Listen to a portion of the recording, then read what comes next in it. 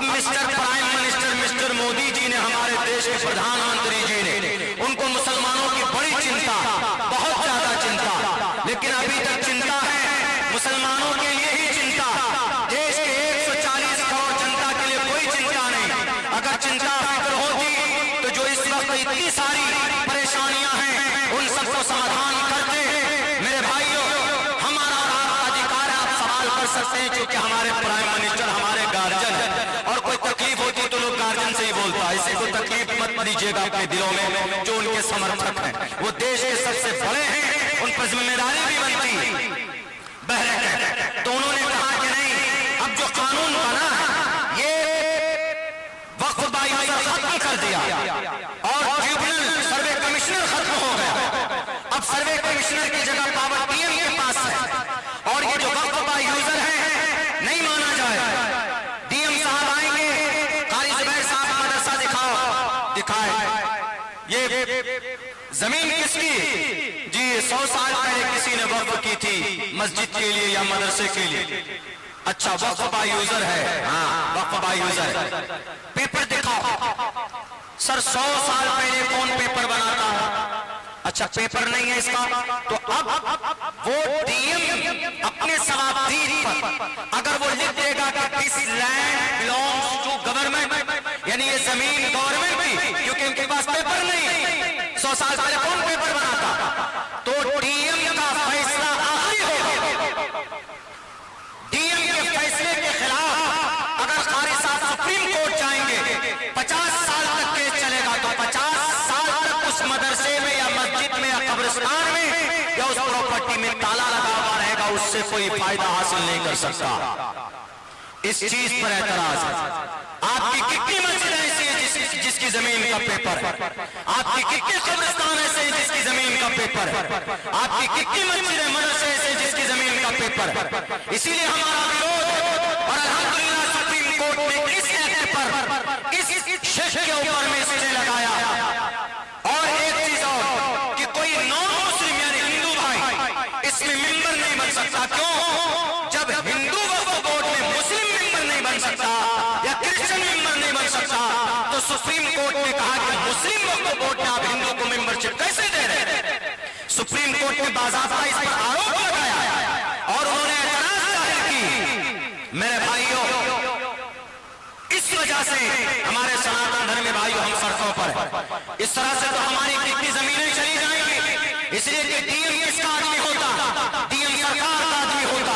वो तो सरकार के हक में फैसला करेगा, और अगर नहीं किया, किसी मस्जिद को ताला लगाना होगा तो उस मस्जिद के में आकर के डीएम कहेगा कि इस मस्जिद, बिकॉज इट मस्जिद has no evidence and document, इसके पास कोई एविडेंस नहीं है, इसके ऊपर में कोई कानूनी का, इसको गवर्नमेंट की प्रॉपर्टी घोषित कर दो, घोषित कर दिया जाएगा। कानून बना है तो उसके ऊपर नमाज नहीं पढ़ी जा सकती।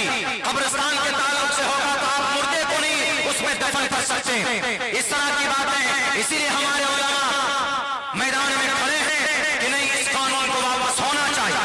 अगर आपको कानून बनाना है तो फिर सबके लिए बनाइए, अगर आपको इस्लाह करनी है तो सबके लिए कीजिए। धर्म के मुताबिक कोई कानून नहीं बनेगा, भारत के धर्म के मुताबिक कानून बनेगा। भारत का एक ही धर्म है, वो क्या है? भारत का संविधान आर्टिकल नंबर 25, आर्टिकल 25 के अंदर 15 के अंदर कहा गया prohibition of discrimination on grounds of religion. धर्म के नाम पर कोई कानून नहीं बनता है।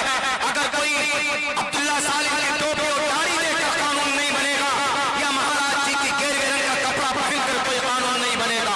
अगर कोई इस तरह का कानून बनाता है तो प्रोहिबिशन नाजायज है, हराम है। अंग्रेजी वर्ड है प्रोहिबिटेड का मतलब हराम, नाजायज, not allowed. Prohibition of discrimination on grounds of religion, जात के आधार पर, धर्म के आधार पर कि ये मंदिर और मस्जिद वाला है तो ये चर्च और गुरुद्वारे वाला है तो इनके लिए कानून अलग बनना चाहिए। हमारे भारत का संविधान इसकी इजाजत नहीं देता। आज जो हम लड़ाई लड़ रहे हैं ये सिर्फ हम अपनी शरीयत, हम अपनी वक्फ बोर्ड को बचाने के लिए नहीं, बल्कि भारत के संविधान को बचाने के लिए भी लड़ाई लड़ रही है। और वक्फ का ताल्लुक इस्लाम से भी है और हिंदू धर्म से भी। इस्लाम में तो यह अकीदा, अल्लाह के नबी की हदीस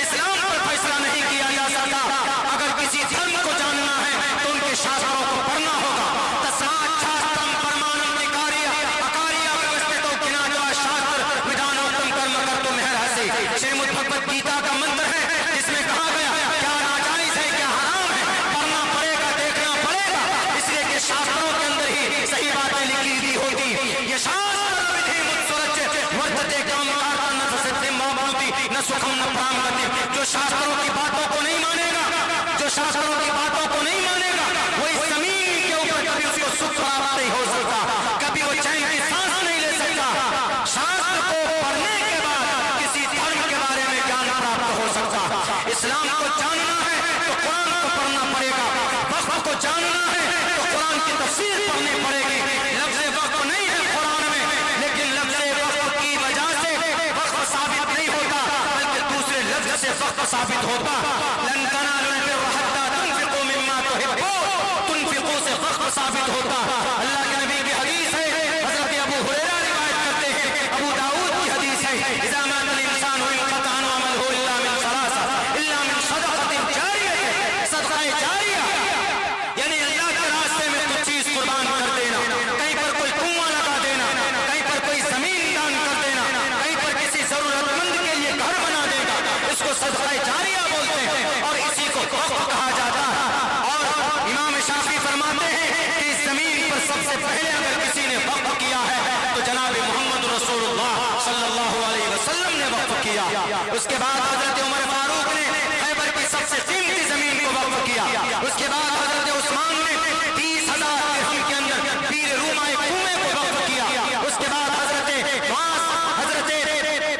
मुआज बिन जबल और दूसरे सहाबाए कराम, कई सहाबाए कराम हैं जिन्होंने अल्लाह के रास्ते में कौम के फायदे के लिए, नफा के लिए, उनको फायदा पहुंचाने के लिए जमीनें वक्फ की है, प्रॉपर्टी वक्फ की। इसलिए हमारा ताल्लुक, वक्फ का ताल्लुक हमारी शरीयत से भी है और भारत के संविधान से भी। अगर हम वक्फ को बचाने की बात करते हैं तो इसका मतलब सिर्फ शरीयत को बचाने की बात नहीं हो रही है, बल्कि भारत के आर्टिकल नंबर 14 को भी बचाने की बात हो रही है, आर्टिकल नंबर 15 की भी हिफाजत की बात हो रही है, आर्टिकल नंबर 26 और 30 की भी हिफाजत की बात हो रही है।